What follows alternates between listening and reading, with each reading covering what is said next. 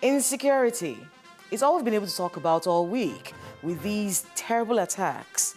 First at the Kaduna airport and the bombing of the Kaduna-Abuja train. 8 people are dead, 26 people are injured, and many have been kidnapped. The Minister of Transport says these deaths could have been avoided if the government had listened to his request to purchase digital security equipment worth 3 billion naira. The damage done will cost us so much more than that. My guest on the program walks us through the lapses in this entire debacle and what should be done differently to keep Nigerians safe. In our focus on the FCT, we look at the story of 3 children, siblings, who went missing from their school in the Kabusa district of the nation's capital. And we walk you through this sad week in our nation's history on our Abuja Wrap. This is Dateline Abuja. Hello and welcome to Dateline Abuja. I am Kayla Megwa. Let's begin with a wrap-up of stories from Nigeria's seat of power. President Muhammadu Buhari met with his Nigerian counterpart, President Mahmoud Bazoum.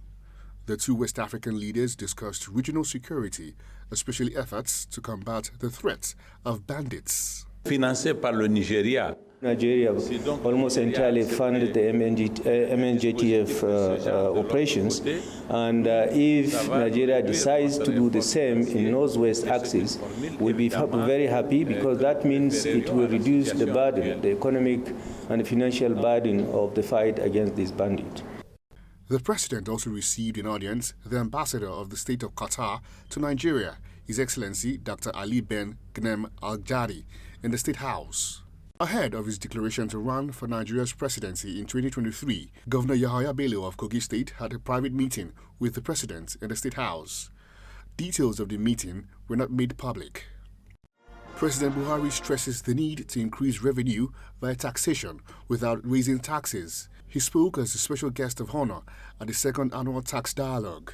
It is my expectation that the discussions at this 2022 National Tax Dialogue will be focused on what we must do to maximize legitimate revenue collection and massively improve the tax to GDP ratio. We must therefore improve tax revenue without necessarily raising new taxes.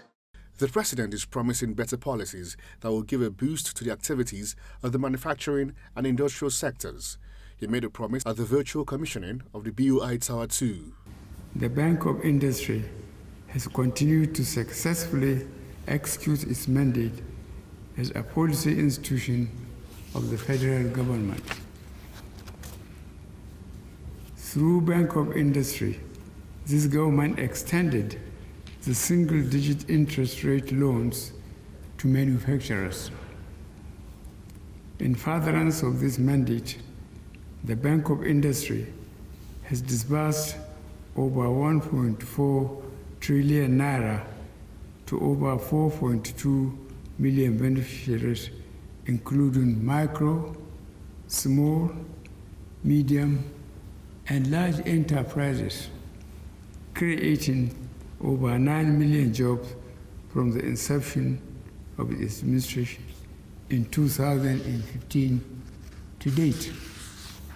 In order to further enhance its capacity to impact the industrial sector on a transformational scale, I approved the issuance of a sovereign guarantee to help the bank raise funds in the Eurobond market. Following the attacks on the Abuja-Kaduna train service, the president has given directive to security operatives to fish out the culprits behind the attack. He gave the directive after receiving a briefing from the service chiefs. We've come to brief Mr. President regarding the unfortunate incident of yesterday, wherein some criminals, bandits, we have gone to lay improvised explosive devices along the rail track, and so the passenger train was immobilized and 7 Nigerians were killed, 29 others were wounded, and some have been abducted. We are yet to establish the exact number. So we went to the scene this morning, inspected the entire episode, and gave out instructions as to what is to be done. And we have come to brief Mr. President on these developments. I can perhaps use this opportunity to reassure the nation that based on Mr. President's directive, that we will take every action necessary, so not just to apprehend those who are behind this dastardly act, but for them to also face justice. Going forward, certainly there will be a greater security for the nation, and I'd like to urge everyone to go about their normal duties. The Federal Executive Council observed a moment of silence for the victims of the attack on the Abuja-Kaduna train service. The Council approved 6 memos relating to road construction, infrastructure for special economic zone in Lekki, Lagos State, and technical equipment for tackling illegal drug trade. The House of Representatives abruptly adjourned the plenary on Thursday in honor of victims of banditry and terrorism in the past week. Following a motion drawing the attention of the House to the bandit attack in the Biringwari area of Kaduna State, lawmakers expressed disappointment in the security agencies and called on the President to live up to his responsibility as Commander-in-Chief of the Armed Forces. The Minister of Mines and Steel Development, Mr. Olamileko Adigbite, is admitting that the federal government will not be able to deliver on its promise to revive the Ajaokuta steel rolling mill in Kogi State before the end of the Buhari administration. He made the admission while fielding questions from State House correspondents during the 34th session of the State House briefing. When we come to minerals, we still have issues with state government, thinking that, oh, the minerals in my state belongs to me, and they want to get active in that sector. So what we've done is that states can participate in mining, but not as subnationals, but as corporate. So we encourage state governments to form their own companies and, of course, come and participate.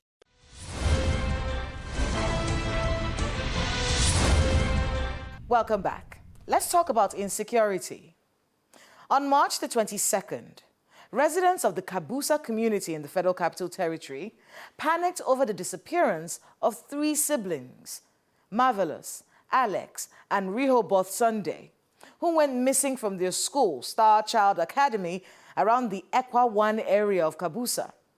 The children are still missing as we speak. Please watch this. Kabusa is about 30 kilometers away from the city center, with a population of more than 100,000 people. The district is still developing, with informal settlements scattered around it and a dusty road leading into the community, which is predominantly made up of artisans and petty traders. Tuesday, March 22nd, 2022, is not one that the residents of the area will forget easily. This is the premises where 3 siblings, Marvelous, Alex, and Rehoboth Sunday, attend school. It's under lock and key following the sudden disappearance of the siblings. The youngest, Rehoboth, is 2 years old, while the oldest, Marvelous, is 8 years old. Alex is 6 years old.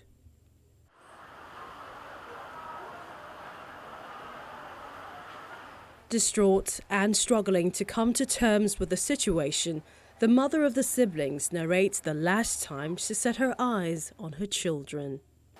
On the 22 March, last week, Tuesday, I take my children to school around 7:30. I leave them, come back home. Then they say the auntie said that they are having this thing. Short time for they are doing short time for school. Then they will close 1 o'clock, not 3 o'clock.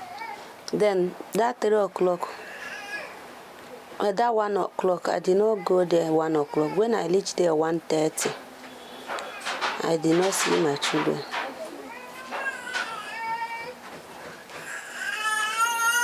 Since then we have been finding that I did not, that 1 o'clock, I now asked the auntie, where are my children? They said they did not see them. The teacher to the 2 years one, He said that he saw the big, the senior one come to their class to pick that small one. Then he don't know when they left. He did not see them again.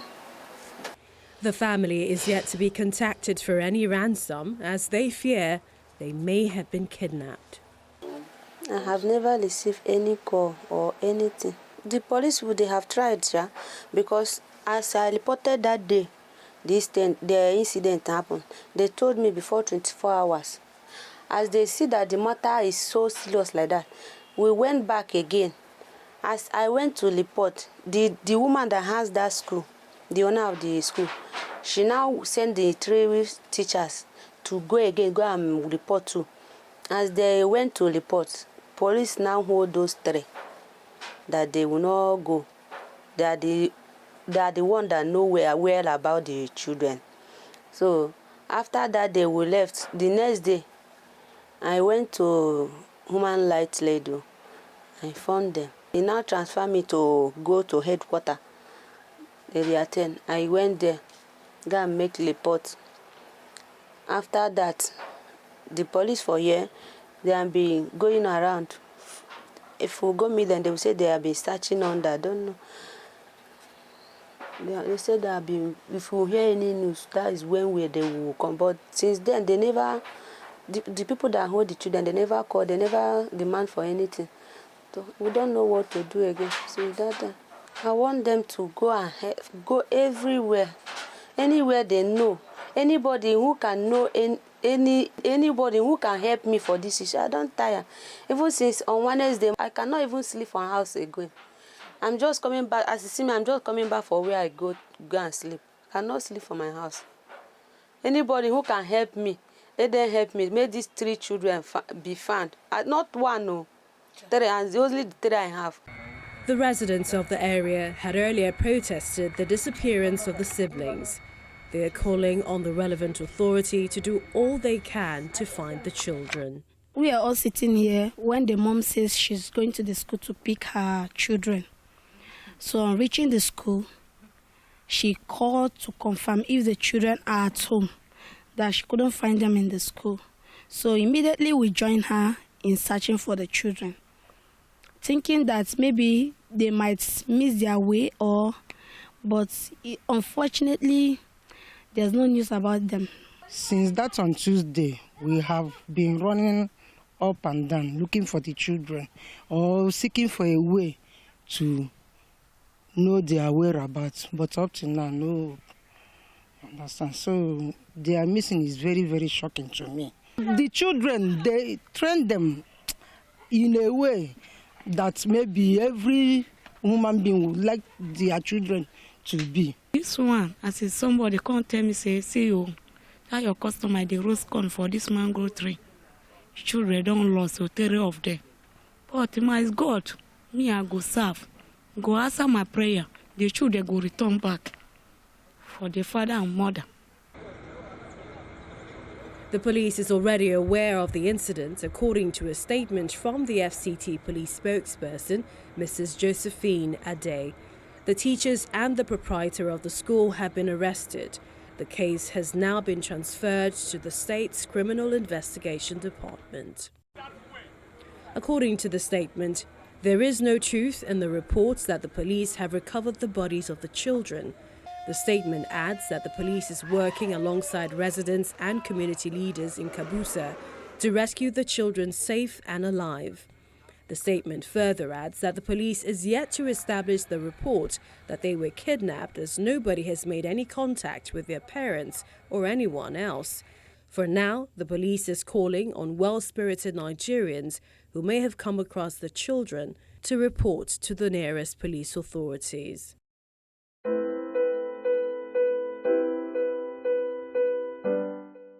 My guest on the program is a former police commissioner for the Federal Capital Territory, Mr. Wilson Inaligwu.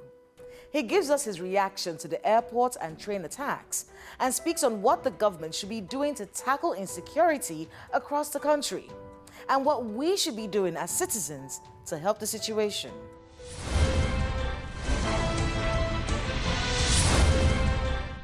Mr. Inaligwu, welcome to Dateline Abuja. It's a pleasure for me to be here. Again. Again, that's correct. It's not nice. Every time we talk to you, it's because something bad has happened. Yeah, I know. How did you feel about this train attack coming not too long after the airport attack? Should residents of the FCT be scared? Because Kaduna is just next door. Well, I don't think they should be scared, because I know that everything is being done humanly possible to keep these terrorists at bay. You see, what do they want? They create this deliberate violence to create fear and mass hysteria, and we should resist them. Because if they succeed, look at the scenario. They try to create violence at the airport. They come to the rail, all in an attempt to drive people to the road, so where they can get them cheaply. So I don't think people should be scared. Is that what this is? That's they're trying to make the airports and the trains unattractive so that we can all go into that. I think it's just an effort to create a distraction and then create panic, because they know they cannot succeed. Succeed in doing what? In what they are doing. They have, yes, it's unfortunate, really sad that some people died in this train attack. But I tell you that the security agencies, I am very certain about it, they are doing everything possible to halt these attacks. Because come to think of it, what is their motive? You know, I was going to ask that as my next question, because when it comes to Boko Haram, we know what they're looking for. Exactly. When the other ISWAP and the other terrorist organizations, we know who they are, we know what they stand for, we know what they're asking for, what they're trying to get by force. Who is perpetrating this particular crime right now? Is there any information out there as to who these people are? Do they have demands? What do they want? Is it just to cause chaos in the country? Is there any intelligence going on? Who are these people? Those are the information they're going to be providing the public once investigation has gotten to a stage, because if you prematurely release information, it could compromise your investigation. Come to think of it, like I was trying to ask, what is their motive? Who is funding them? What kind of communication are they using? Who is feeding them wherever they are in the forest? How do they get their food supply? But I think these questions are going to be answered, because if you talk of Europe and the state of Israel, there was an attack recently, about 5 people were killed, and they came, got the people who is behind them, who are their leaders and all that. And I believe that the Nigerian security agencies are going to come to the public to inform the public. But more importantly, the public must not panic, because everything is being done. Because if we panic and give in to these people, then they would have achieved their aim. Because come to think of it, all this attack, what do they seek to gain? Haven't they made enough money from all the kidnaps in villages, cattle rustling, and the rest? I think their days are numbered. I want to believe so. Why now? There's so many questions. Yeah, there are Why many questions. now? Is this because we're preparing for an election? Is this political in any way? What is going on? I want to find out. There are people who've been kidnapped as a result of this particular attack. Yes. So someone is collecting ransom as we speak. Yeah, somebody is going to collect ransom. So phone calls are going on. These are done with phones. Yes. You know where I'm going with this. At this point, at the time when you were AIG of police, you would have, by now, there will be some kind. Nigeria is not exactly a banana republic. It's not a place where things do not work all the time. If security people want to find you, they will find you. And so what's the story? Why is it taking so long for someone to say something? If someone has called to collect ransom by now, then we should have started tracing people by now. Or is this still under wraps? They will tell us later. No, is that what's going on? And I think tracing and tracking is ongoing. But I think it will be premature to release this information at this stage to the public, because with terrorism and banditry, especially that involves kidnapping and abduction, you really cannot tell who is behind it. So when you are releasing information, you've got to be careful. But I think this is the time for the security agencies to look at the intelligence network. Both the intelligence they get from personnel, the intelligence they get from the locals, and the desk intelligence, equipment, monitoring, tracking. This is the time to look at it. Intercepting messages and all this, which is what you alluded to when you were talking. So what I think should happen at this stage is for the security agencies to further stretch their dragnets to look at these people. Because once you get their motive, you get those who are funding them, you get everything, you are able to break it. Because come to think of the attack, they planted IED on the rail track. When was it planted? Exactly. But that is solvable. And I think that is why I talked about the level of intelligence now, the personnel and the locals, the community, telling you what is going on in their neighborhood. This particular rail, sorry to, I just wanted to find out, because I've been on that train. I go on that train almost every week. Yeah, okay. That particular rail track, is it not guarded? The entire stretch, is it not guarded? I assumed, innocently, that despite how long this track is, there would be stations, because it goes through bushes, it goes through all those areas. So I assumed that there would be people watching these tracks, if for nothing else, to stop people from stealing things around the place. Are they not being manned? Are they not being guarded? If they were not being guarded, there was a rapid response, even though it took, I'm sure. The rapid response was after the attack happened. Yes. We're talking about when the planting of the IED happened. Yeah, that's where you talk of radar and having a optical fiber, which you can put on the rail track, so that on a 247 basis, there would be, once any movement around the rail track, it could trigger an alarm. Was that the equipment that Mr. Amechi well, I don't know the equipment was asking for? Yeah, but it is possible to man and network all the rail lines. But I want to thank you so much for being with us on Dateline Abuja, and good luck with the work that you do. Thank you.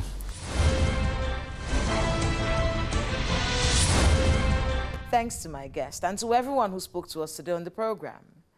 I shudder at the thought that I have been riding that train, sometimes at night, and all this time, there was no surveillance. Of course someone put a bomb on the tracks. It doesn't take a genius to know that critical infrastructure must be secured. This was such a lapse in judgment, and it has cost us the lives of our brothers and sisters. If you know anything about Nigeria's security architecture, you will know that anyone who tells you an attack happened, people died, and no one can trace the culprits is lying to you. These criminals are making phone calls asking for ransom. With the right political will and the help from telecom companies, this should be a wrap. Unless, of course, we're being toyed with. That's Dateline Abuja this week. Please let us know the happenings in your neighborhood using the social media handles showing right now on your screen. Thank you so much for watching. I'm Kayla Magwa. See you next time.